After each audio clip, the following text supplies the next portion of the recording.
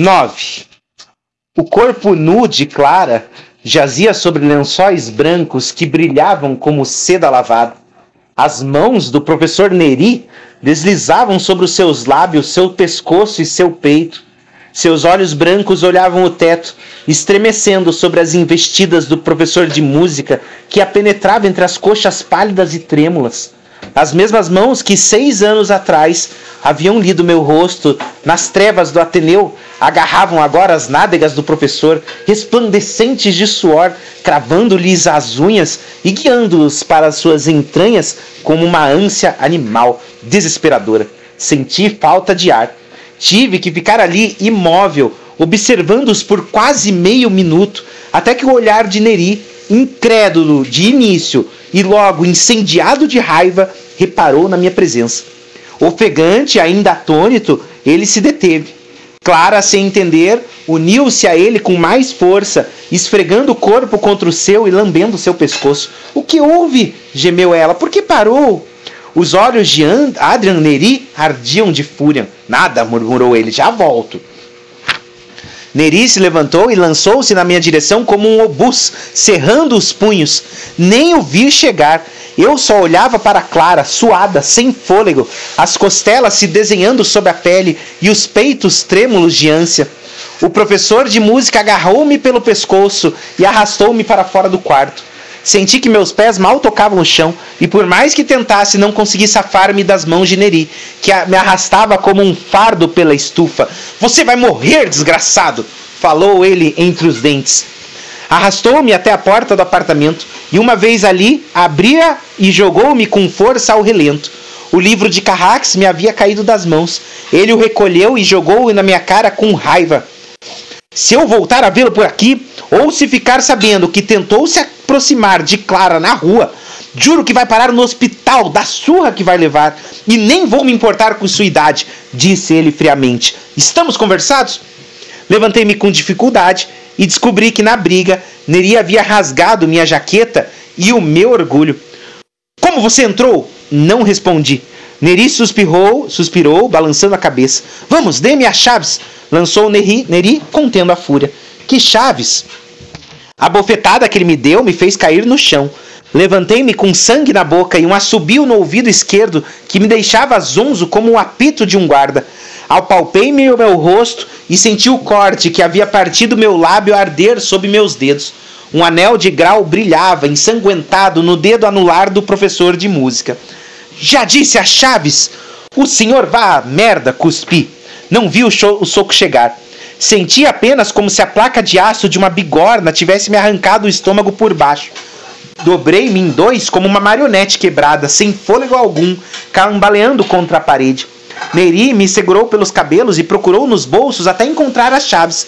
Escorreguei até o chão, segurando o estômago, choramingando de agonia e raiva. Diga a Clara que ele fechou a porta no meu nariz e eu fiquei totalmente às escuras. Procurei o livro, as apalpadelas, encontrei-o e fugi com ele pelas escadas, apoiando-me nas paredes ofegantes. Saí para o exterior cuspindo sangue e respirando aceleradamente pela boca.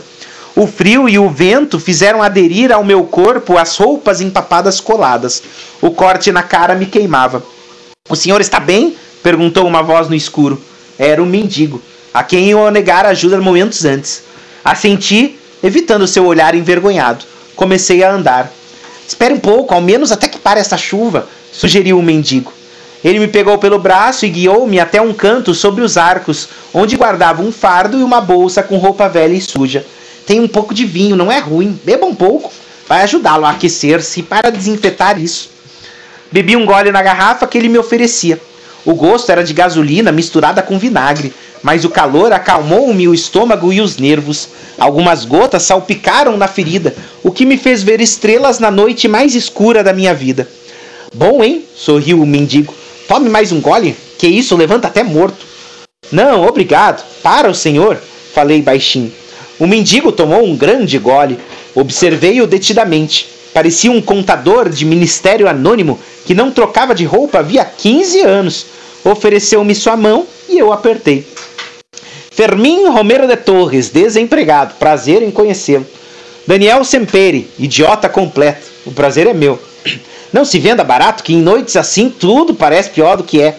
Mesmo nesse estado eu sou otimista nato. Não tenho dúvidas de que o atual regime tem seus dias contados. Segundo todos os indícios, os americanos vão nos invadir quando menos se espera. E vão colocar Franco vendendo refrigerantes em uma barraquinha em Melilla. E eu vou recuperar o meu emprego, a minha reputação e minha honra perdida. Qual era a sua profissão? Serviço de inteligência, alta espionagem, disse Fermín Romero de Torres.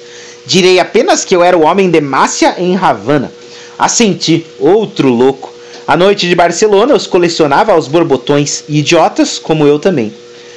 Escute, este corte está com mau aspecto. Que surra, hein? Levei os dedos à boca, ainda sangrava. Assunto de mulher? Perguntou.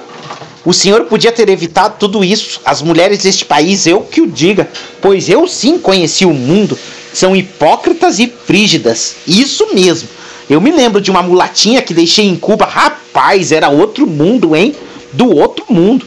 E quando a fêmea caribenha encosta o corpo no seu, naquele ritmo insular, e lhe sussurra: ai, paizinho, me dê prazer, me dê prazer. E um homem de verdade, com sangue nas veias, vou lhe dizer... Pareceu-me que Fermín Romero de Torres, ou qualquer que fosse o seu verdadeiro nome, ansiava pela conversa inofensiva quase tanto quanto um banho quente, um prato de lentilhas com linguiça ou uma muda de roupa. Dei-lhe corda durante algum tempo, esperando que a dor diminuísse. Não foi difícil, porque o homem precisava apenas de algum assentimento pontual e de alguém que fizesse de conta que o escutava. Estava o mendigo em vias de me contar os pormenores e detalhes de um plano secreto para sequestrar Dona Carmen Polo de Franco, quando percebi que a chuva tinha diminuído e que a tempestade parecia se afastar lentamente em direção ao norte. Está ficando tarde, murmurei, levantando-me. Fermín Romero de Torres assentiu com alguma tristeza e me ajudou a me levantar, fazendo como se estivesse tirando a poeira da minha roupa empapada. Fica para outro dia então, disse resignado. Eu moro pela boca, começo a falar e... Escute a história do sequestro, que fica entre nós, hein? Não se preocupe, sou um túmulo. Obrigado pelo vinho. Afastei-me em direção às Ramblas. Parei na entrada da praça e virei-me para olhar o apartamento dos Barceló. As janelas continuavam apagadas, chorando com a chuva. Quis detestar Clara, mas não fui capaz. Detestar é, de fato, um talento que se aprende com os anos. Jurei que não voltaria a vê-la, que não voltaria a mencionar seu nome ou me lembrar do tempo que tinha perdido ao seu lado. Por alguma estranha razão, senti-me em paz.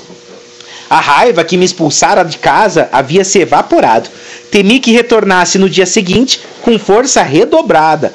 Receei que os ciúmes e a vergonha que me consumissem lentamente quando me conscientizasse de que tudo que eu havia vivido naquela noite. Faltavam várias horas para o amanhecer e eu ainda tinha coisa para fazer antes de voltar para casa com a consciência tranquila. A rua do Arco do Teatro continuava ali, apenas uma brecha na penumbra. Um riacho de água escura se formara no meio do grande beco e se introduzia em procissão funerária em direção ao coração do Raval. Reconheci o velho portão de madeira e a fachada barroca onde meu pai tinha me levado certa madrugada, 6 anos atrás. Subi os degraus e me protegi da chuva sob a arcada do portal, que cheirava a urina e a madeira pobre. O cemitério dos livros esquecidos exalava mais cheiro de coisa morta do que nunca. Não lembrava de que o trinco tinha a cara de um diabinho. Segurei-o pelos chifres e bati 3 vezes.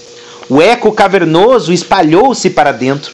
Voltei a tocar, dessa vez 6 batidas mais fortes, até que meu punho começara a doer. Passaram-se mais alguns segundos e pensei que não havia ninguém naquele lugar. Encolhi-me contra a porta e extraí da jaqueta o livro de Carrax. Abri e li novamente aquela primeira frase que me prendera anos atrás. Naquele verão choveu todos os dias. E embora muitos dissessem que era castigo de Deus, porque tinham aberto no povoado um cassino perto da igreja, eu sabia que a culpa era minha, e só minha por ter aprendido a mentir, e guardava ainda nos lábios as últimas palavras de minha mãe em seu leito de morte. Eu nunca gostei do homem com quem me casei, mas de outro que me disseram que morreu na guerra. Vá procurá-lo e diga-lhe que morri pensando nele, porque ele é seu verdadeiro pai. Sorri, lembrando-me daquela primeira noite de leitura febril 6 anos atrás. Fechei o livro e me dispus a bater pela terceira e última vez. Antes que pudesse segurar o trinco com a mão, o portão se abriu o suficiente para delinear o perfil do vigia, que trazia um lampião de querosene. Boa noite, disse baixinho. Isaac, não é? O vigia observou-me sem pestanejar. O brilho do lampião esculpia seus traços angulosos em ambar e vermelho e lhe conferia uma inequívoca semelhança com o diabinho do trinco. O senhor é filho de Sempere, murmurou ele com voz pastosa. O senhor tem excelente memória. E o senhor uma noção das horas que dá nojo. Sabe que horas são? Seu olhar penetrante já havia detectado o livro sobre a jaqueta. Isaac fez um gesto inquisitivo com a cabeça e extraiu o livro e lhe mostrei. Carrax, disse ele. Deve haver talvez 10 pessoas nessa cidade, se tanto que sabem quem é ele ou que tenham lido esse livro. Pois uma delas anda empenhada em queimá-lo. Não me ocorreu melhor esconderijo do que esse. Isto é um cemitério, não um cofre. Exatamente. O que este livro precisa é ser enterrado, onde ninguém o possa encontrar.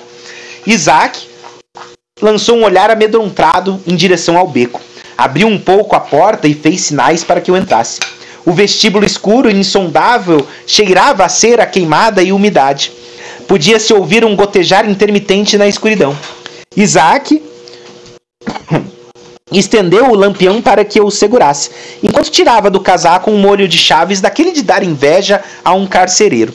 Apelando para alguma ciência desconhecida, acertou qual era a chave que procurava e a introduziu num ferrolho protegido por uma cobertura de vidro, repleto de sulcos e rodas dentadas que sugeriam uma caixa de música em escala industrial.